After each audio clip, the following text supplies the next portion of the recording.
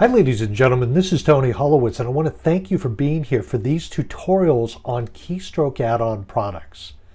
Full disclosure, I am a partner at Keystroke and they make so many add-on products I can't keep track of them all.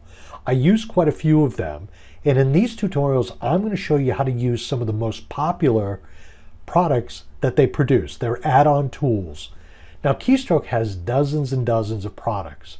Some of them I use, some of them I don't.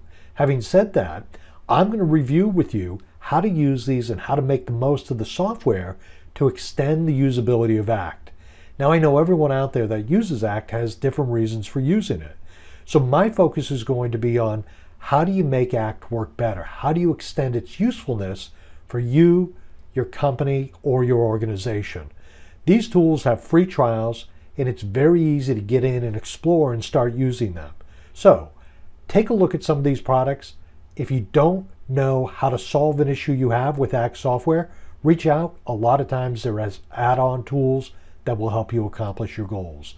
Ladies and gentlemen, my name is Tony Holowitz. Thank you very much for being here. You have a great day.